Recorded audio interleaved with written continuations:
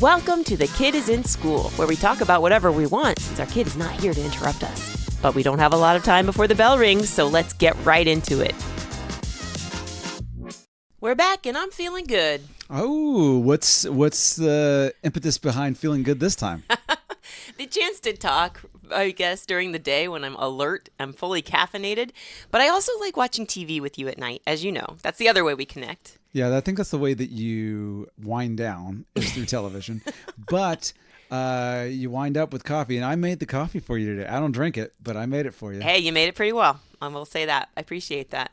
Yeah, it's funny to think of watching TV together as a time to connect, but that's because people think, oh, you can't talk to each other while you're watching TV, but I do a lot of talking while we watch TV. Yeah, I don't know that we talk together, but you certainly talk quite a bit. And you're such a good listener at that time.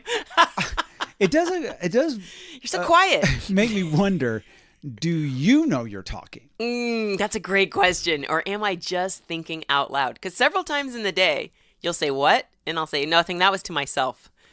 And it's like, oh, my thoughts just got loud again. Yeah, yes, they became words outside of your mouth. Mutterings. What is that about? Where's the filter? So back to watching TV with you. I watched a commercial and you and I both kind of cringed at it. It was a shaving commercial. And I don't know if you were cringing the same reason I was, but you just said out loud, do they need to show all that? And I was thinking, what's the point of this diagram being so graphic? I think that we had two different versions of that. Like, I think you thought graphic in terms of what they were showing because it was a razor commercial for women, but it was for the bikini line. That's the way they would have used to said it. Yeah. The bikini line. But now they said, what did they call it? The pubic zone? The pubic and skin shaver. And when I said, do they need all of that? I meant the words. Oh, you meant this is Right. This is a highly detailed way to describe something that does what we already know what it does. Yeah, well, I didn't know why they needed the word skin. Like, why would they say scalp shaver if it's a head razor? Because it's like you're not shaving the skin. Like, once you say pubic, it's fine. Because it doesn't say pubic skin. Oh, my goodness. It says pubic and skin. So now I'm realizing, not only did I misunderstand you the first time, I misunderstood you just now. It wasn't the use of the term pubic. It was their incorrect use of the word skin. You don't shave your skin off. It's not a carrot peeler. Yeah, I mean, I guess technically you're shaving at your skin. Maybe you are. Maybe you're getting the top microscopic cellular levels. Maybe Layers. that's what it is. It's just, you never say like beard and skin shaver. Right. You don't. You're like, please leave my skin. I want to keep the skin. I'd like to keep as much of that. I don't want to shave too much of that off. I want to look like Santa Claus has transitioned into a regular guy, not regular guy has transitioned into the Crypt Keeper. Yeah, you shouldn't be taking off layers of flesh. I don't think with this stuff. Oh, now we've gone from skin to flesh. Yes. Okay, so, well, I don't know who's we should focus on. Their technical inaccuracies and the world is getting dumber. Or me saying, I don't want to see someone's crotch while they're shaving. Give me a nice little diagram of something completely non-human. Like, give me a blue skin person. It should be a cartoon, and there should be nothing happening. They just call it areas. Yep. And instead of black hairs that come out, it should be like little barber poles, little peppermint stripes, Yes. And just have a little cartoon character gently wicking them away. Like, I'm cutting down my peppermint sticks so I can have a nice hot cocoa later. you have like what looks like the Lollipop Guild coming out and just picking out candy canes. Yes. And see, that's how. But then you can't use the word pubic and skin shaver after You that. better not. Yeah. That takes me right out of it. Yeah. I'm the same way with hamburgers. I don't like people being, when our daughter asks at the dinner table, is this cow? Is this pig? I'm like, no, it's pork, it's beef. Yeah, We're eating something that's not an animal. We're eating something else now. It's transformed. Because it grosses me out. Yeah, well, I guess it's that old thing about you don't want anything with a face. I mean, although Except I'm not vegetarian. that's true. Well, I mean, just in terms of like, people are like, I don't want to picture this thing looking at me. Exactly. But Yeah. I have seen people eat stuff with a face. Like we were watching a show and they made a fried fish. Yeah. And then ate the fish head. And I'm The like, best part, apparently. I know. I'm like, I don't want to eat eyeballs. I don't want to eat anything looking at me. Once on a trip to Portugal, my uncle worked in Portugal, and my mom, his sister, visited him and brought us along. I think we were in our early teens, my sister and I. It was a lovely, lovely vacation, but I distinctly remember someone challenging us at a restaurant dinner to eat a fish eyeball. And nobody did it except my mom. She was like, I'll try it. Come on. And she was like, it's fine. And I'm like, how can you say that? Who are you? I think if there's a challenge involved, it's not just fine. There's a reason. Well, they know that Americans probably have an aversion to that or don't usually eat the fish eye. But ever since then, I'm like, it can be done. But should it be done? Yeah, technically a lot of things can be done, but I don't want to do them. I know. I don't want to eat them. I'm thinking of, and I don't know if this is true or if I'm just blending some moments in a movie, but like, let's say you're eating yummy street food in, let's say, Thailand, and they can put anything on a stick. Like, I think I've seen a scorpion on a stick. Have you? Like insects, right? I feel like I've seen footage of that, like a Yeah. scorpion. I mean, I don't want to be outrageous and be like, oh, they're eating our pets. But, I do think we don't they're have eating. scorpions as pets. We don't. And yeah. We shouldn't. Some people might only bond with scorpions, but that's their prerogative. You're in the Cobra Kai if you're like that. That's the way to be tough. Yeah. My pet's a scorpion, man. What's yours? A fluffy bunny? So anyway, just because you can eat it, and maybe when it's fried on a stick, the texture's great, the flavor's great. I just can't go there because it still has the shape of the thing I'm afraid It's got of. an exoskeleton. It's got an exoskeleton. Not a crispy coating. Yeah, I want an inner skeleton, and I want it gone by the time it gets to me. Debone my treats, please. Yeah, that's boy. Just in food in general, there are things that it's cultural.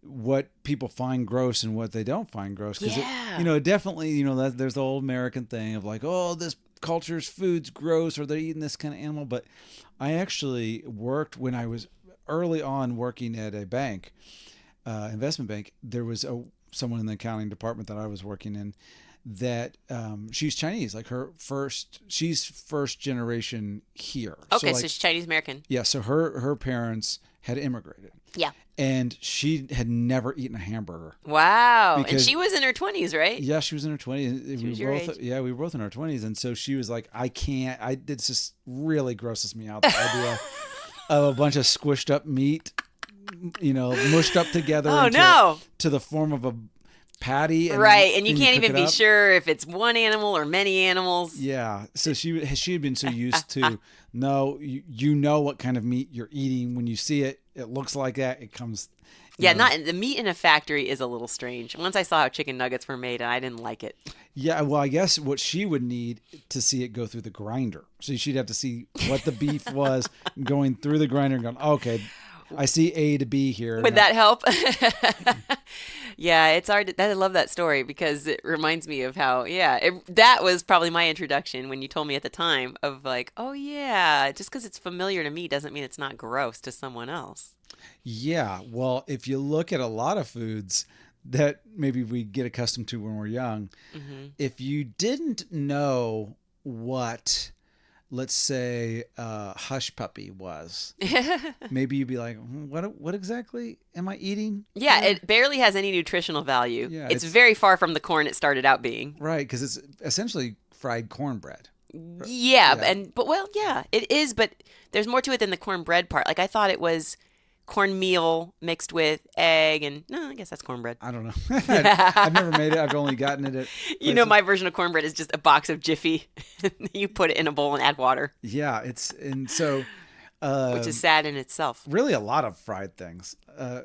Donuts, elephant ears, all of that. You just go, oh, we're going to just take dough and we're going to throw it into hot, fatty grease. Yeah, it'll be 70% oil what you're about to eat. You know what is gross to me now that I used to love as a kid, but I can't really stomach eating it, is spray cheese from a can. Oh, like Easy Cheese? Yeah, I don't know that it has any real cheese in it. And even if you describe the cheese making process to me, I get grossed out. So, luckily it's not made like real hard cheese, but it's also not made any way cheese. Can it qualify as cheese is what I want to know. So I'm just eating like not according to the government. Mush. There's like a little yellow mush. Go ahead. There's a little label that says not to be considered food. I never read the fine print on a can. Yeah, well, yeah. Keep away from flames. Not good for the planet. Also, this is not real food. Well, I imagine when it was introduced, when it was created, probably was somewhere in the 60s. Probably the space age where the threat of nuclear holocaust was in the ether of society. Right. So You won't be growing your food anymore. you won't be growing your food, so you need to have things, or maybe you need to have a shelter, because there's going to be nuclear fallout. So you might need to be in a shelter for months. So you need things that are going to last. That's probably where a lot of those type of foods were created.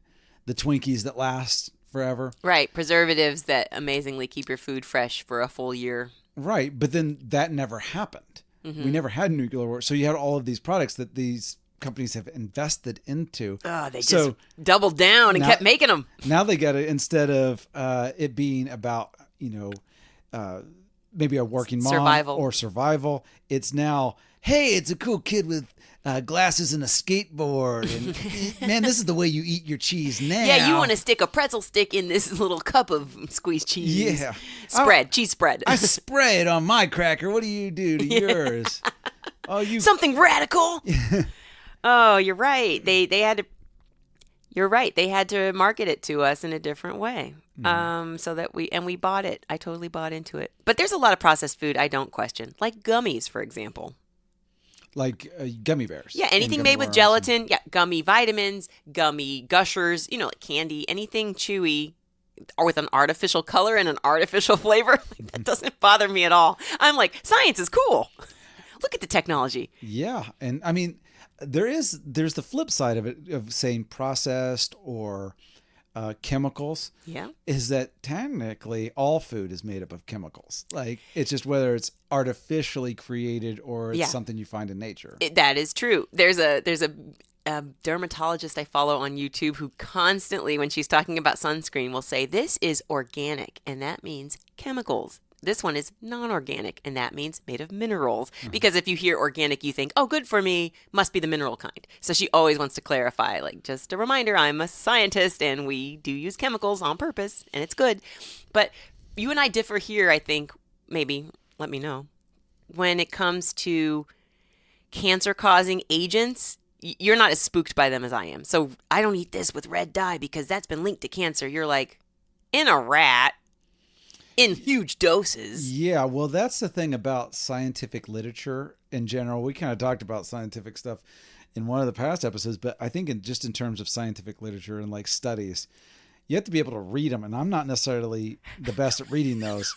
And I don't mean just like, oh, I know how to read. I'm not going to do it. You know how to use words. It's like you have to be able to read and interpret. So like raw data saying something like, well, this red dye has been linked to, cancer-causing properties in a rat, or causes those in rats. You go, okay, well, what's that? And they go, well, if you use 1,000 times the amount that is in this product and use it on a rat that is, 1,000 times smaller than a human, then 20% of the time it causes cancer. And it's like, okay, well, that's a bit of a leap between what we actually have and what the result is versus what we're seeing in a study that might just say, oh, linked to cancer. Right. I used to be obsessed with the EWG. I think Skin Deep was the shorthand term for this website, but it's the Environmental Working Group, would always tell you the toxicity levels in skincare so that you know what not to. This is linked to neurotoxicity. This is linked to cancer. But for you, what would it take for you to be scared or convinced, I should say, not to try something?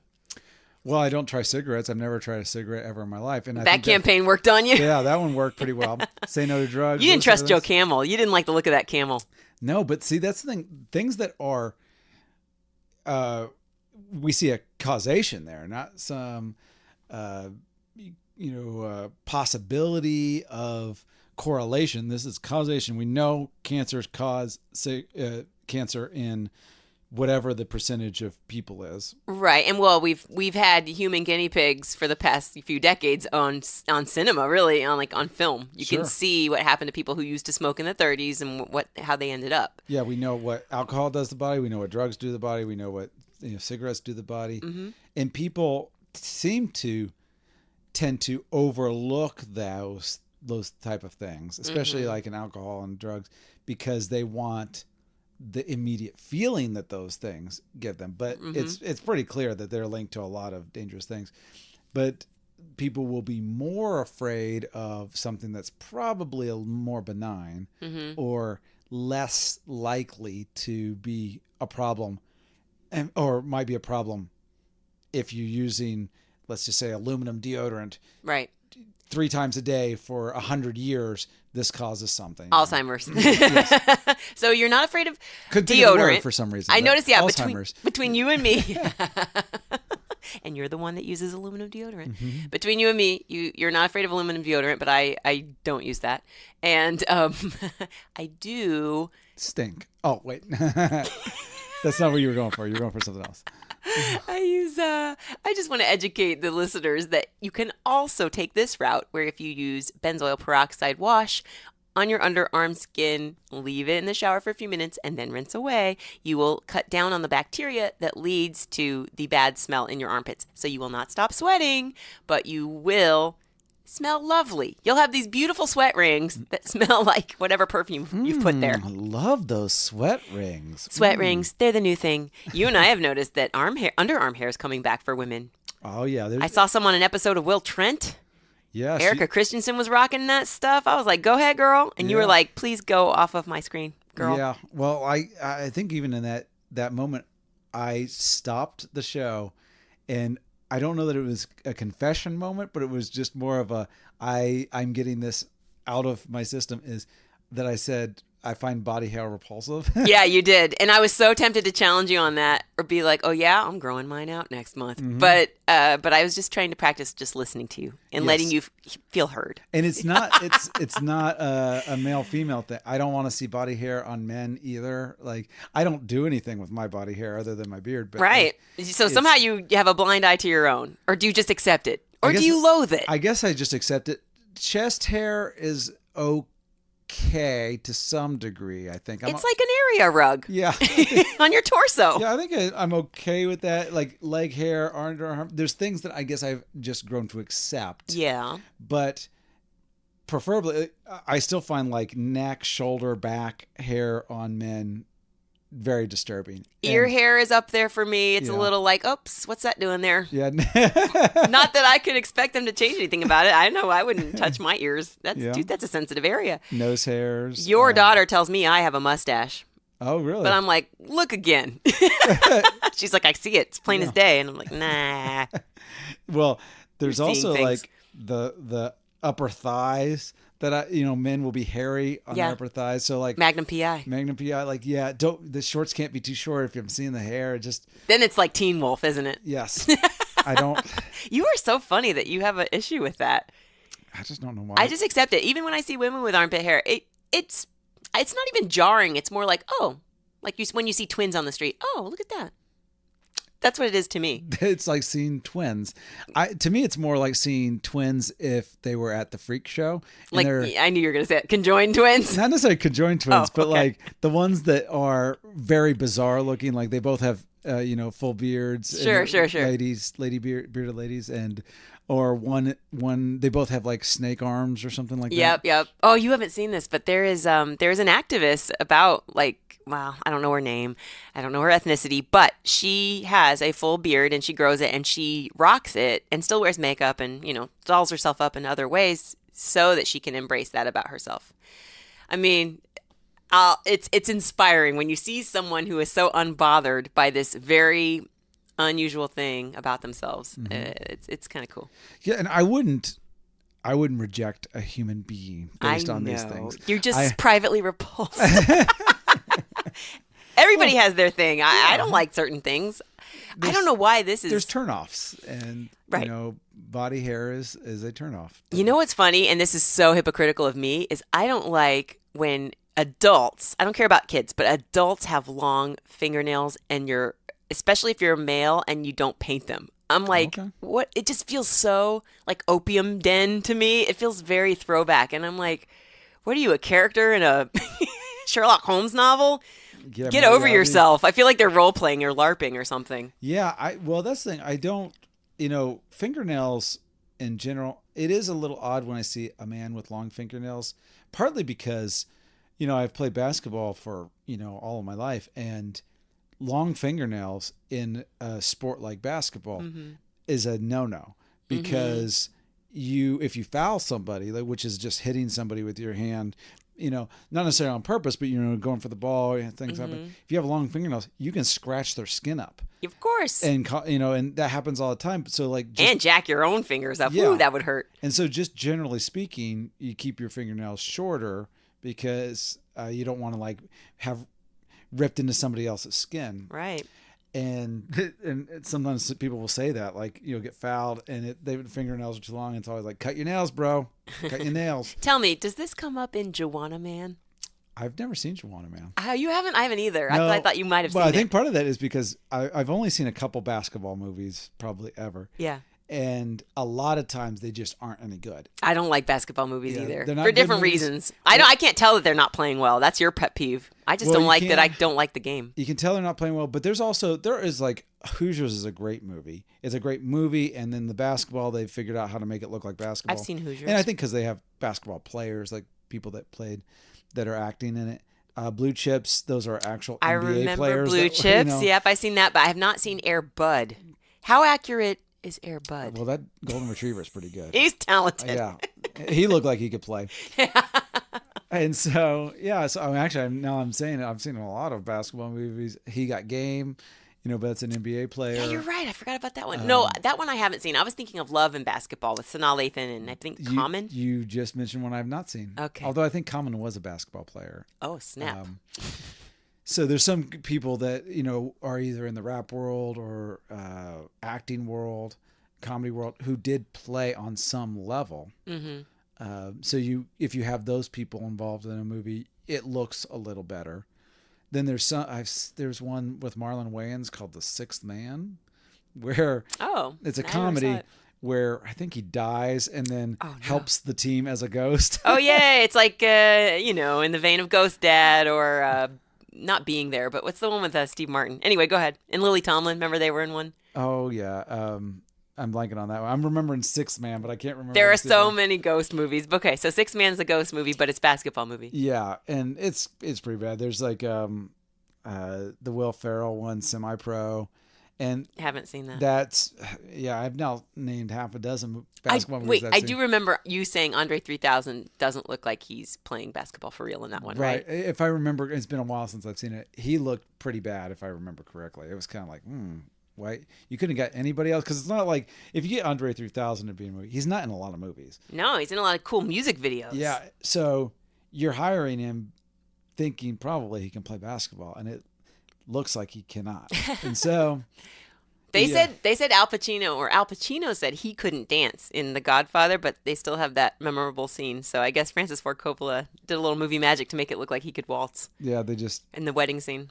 Kept it short. You didn't realize how you're not actually watching much of him. It's a lot of look at him for a second, cut away to seeing some of the guests at the party. That's true. And if you remember, this is like one of the few times in the film he's actually smiling. So I think it's because he feels embarrassed that he's not doing well. But it looks great. It looks so genuine. Yeah, well, Al Pacino, man, considering how he started out on The Godfather, because I think that's his first major movie. I don't know if it was his first movie completely, but it might have been. Who many people consider him the greatest actor of all time. Well, in The Godfather, the studio wanted to fire him multiple times. They didn't want him in the first place, and then they wanted to fire him throughout the movie. How could that be his first movie? Imagining that it is. Was it just that he had a really good Broadway performance for Francis Ford Coppola, and that's why that guy championed him? I'm not a Godfather aficionado like a lot of people are. Or are you an aficionado? I'm an aficionado. Okay. So that's the Italian way of saying it. I could tell. Yes. There is funny. I like when words are mispronounced, and I catch it on YouTubers all the time where I'm like, I don't think that's what you meant. Yes, you just kind of made a word that sounds like a word. I can't. So I do that all the time now, too. It's okay.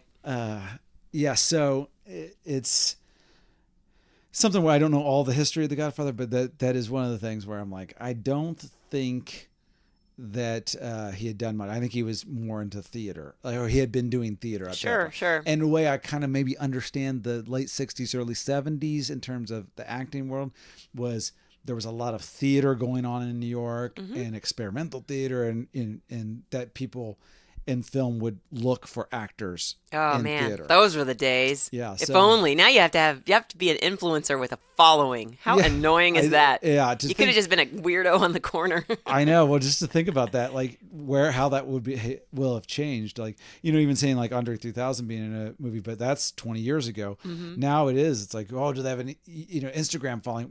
There's been multiple commercials I've seen where it's like these must just be people they got off of TikTok because I've never seen them before, but they look like they're treating them like celebrities that we should know. And I'm Right. like, I don't know who this is. Mm-hmm. But to think how far we've come to get actors that way, where at one time you had to go to acting school, you had to go to Juilliard or Yale, and then you worked your way through it, and then you became part of the theater community in New York, and then maybe they would find you for a film role or something like that. And maybe television was the lesser art, so maybe they found those people in different ways. But for film, it was to get a real good actor for that. And now it's like, well, do they have 1 million followers and are they a little quirky? You know what you're reminding me of in the early days of trying to make someone into a star? I don't know how many people got through the process without changing their physical appearance. Like they were always told to dye their hair, lose weight, get on these amphetamines, or have a nose job. Like back in like what, the 40s, 50s? Oh yeah, Possibly earlier. I don't know. bet even Clara earlier. Bow was the only person allowed to look like herself. She was in the first talkie, wasn't she? I don't know. She was just a silent film star. Sorry, I don't know that she was in the first movie with sound. But anyway, she just looked like. I'm What a am little. I trying to say? Do you know what I mean? I don't know who you're talking about. So You don't know like, Clara Bow? no. All right. Ugh, reference lost on man who happens to be older than me but doesn't know references as old as I do. Who happens to be 60 years too young for the references you're making? If I said Charlie Chaplin, you'd know who I was talking about. Anyway, I was just getting lost in the weeds. So my verdict is no, I don't want graphic commercials. That's what we came back to.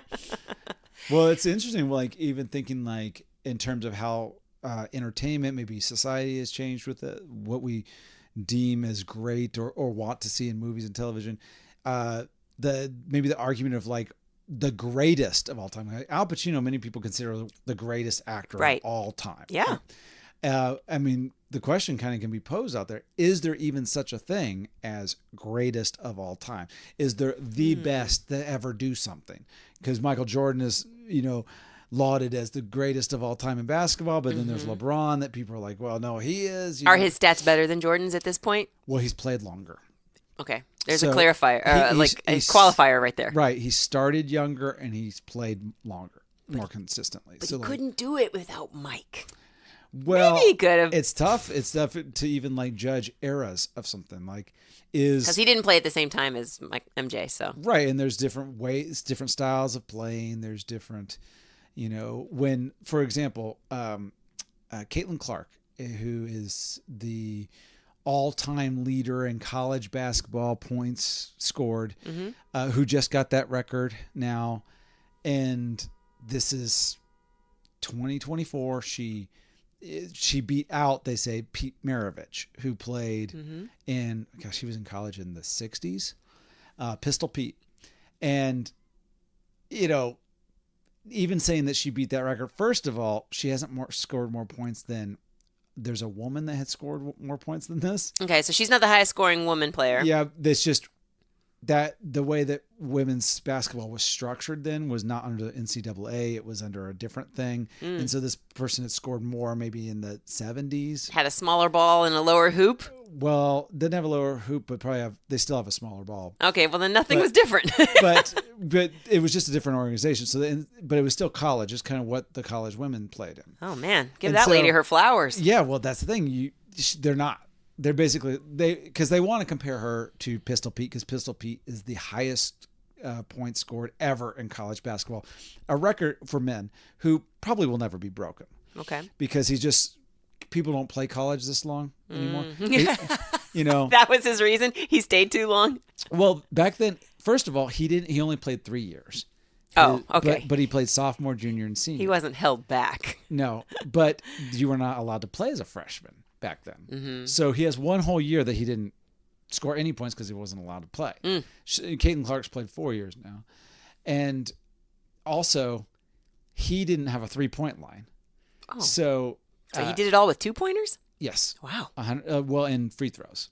And so even trying to compare. Yeah, I don't think I would. Who's the them. greatest college basketball scorer of all time? Well, it's probably Pistol Pete, but now maybe there is a guy that came close to scoring to beating that men's record last year, but that's because he played 5 years. Oh Lord! It was something where he got an extra year for COVID, so he ended up playing 5 years, and he still fell like 20 points short of a guy that did it in 3.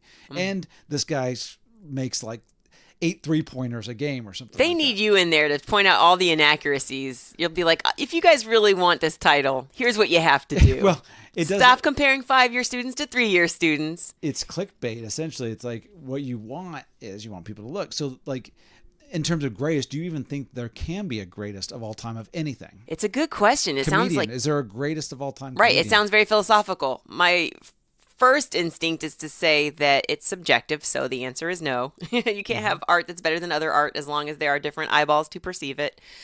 But I do think you have to consider the challenges, and I personally like when people make history or break records that hadn't been broken before, usually if they were discriminated against, like they wouldn't allow women to play, and now women can play, and we could see that women could actually play pool better than men or something like that.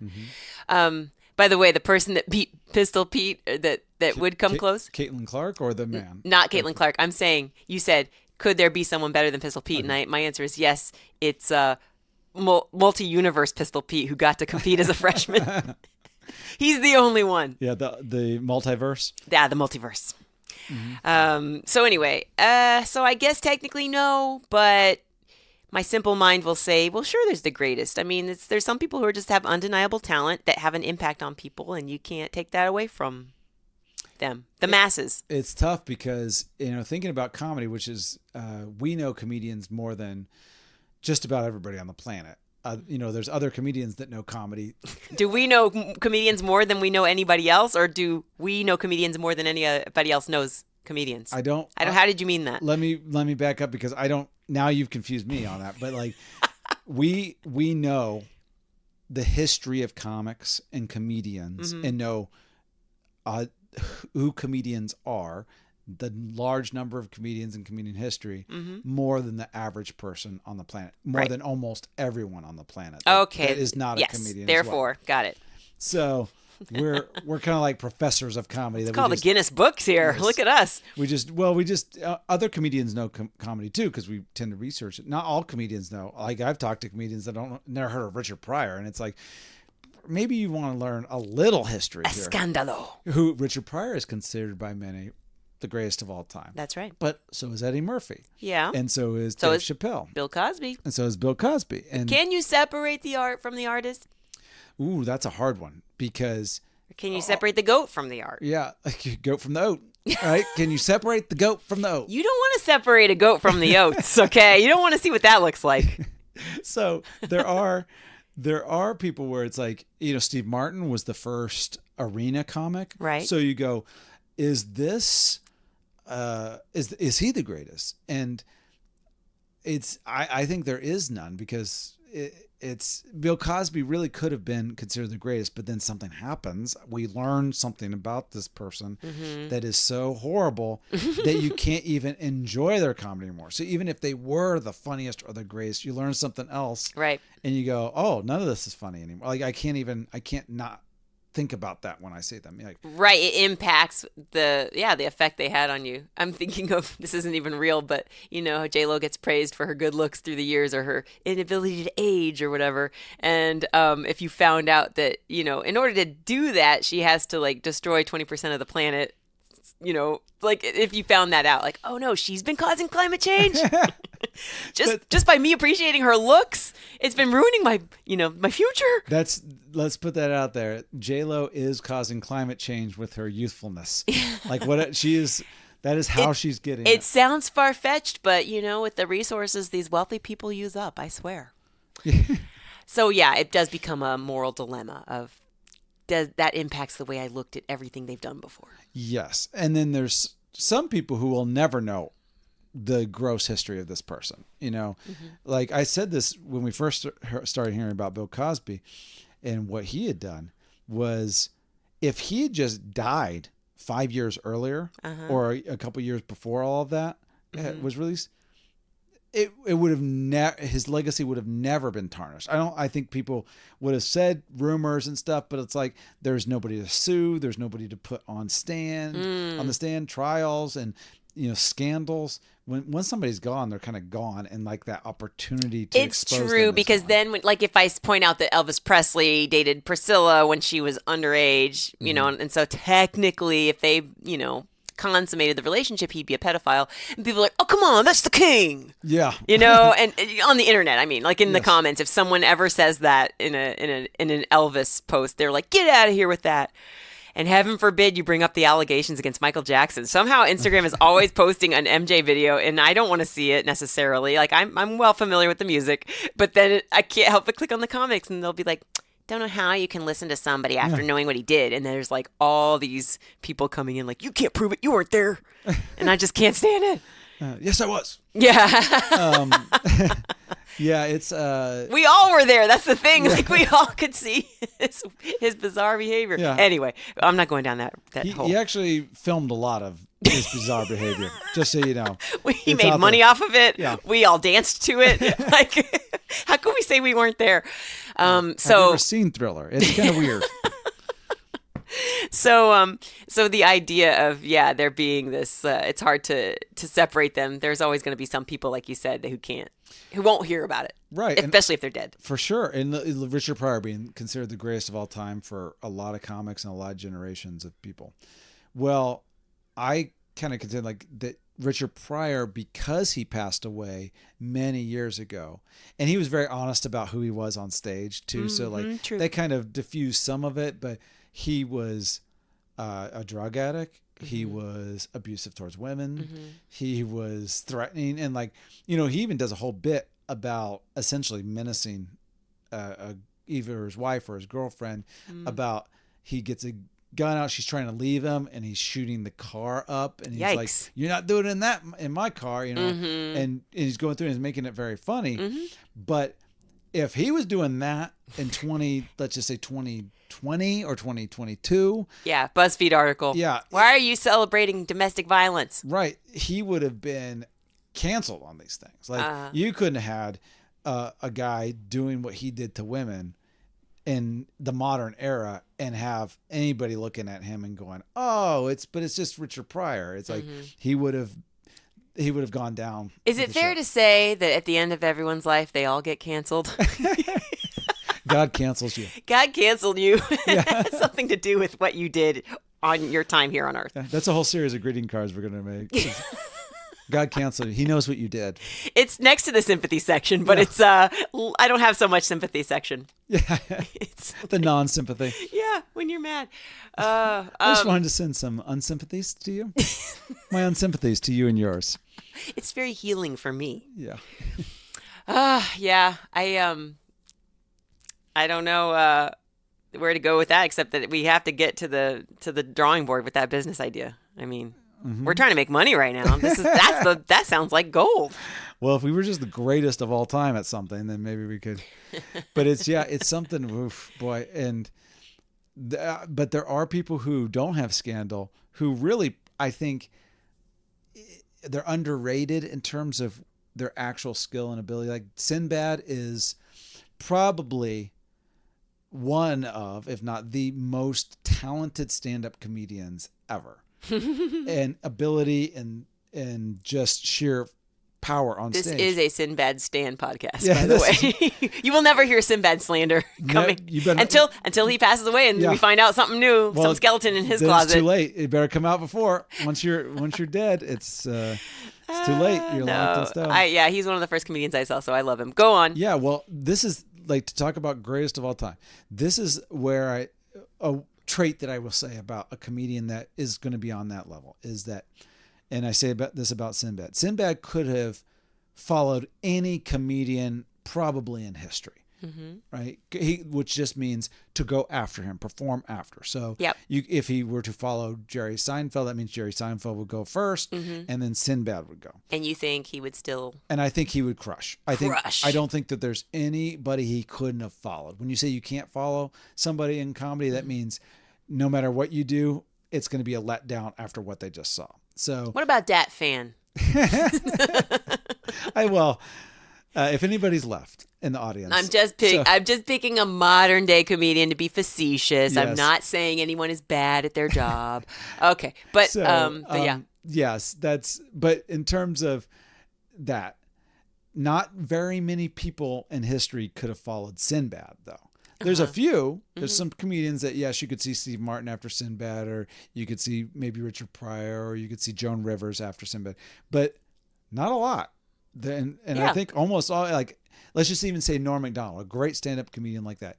I don't think he could have followed Sinbad Because of the energy that Sinbad brings. Yeah, and I try getting an audience back after Sinbad. It's like you almost have to beat the audience with even more fame. Like, okay, you just saw Sinbad. Now you need to see Jerry Seinfeld, or you need to see Dave Chappelle. You can't go backwards. Yeah. You need to see Prince Albert of Wales.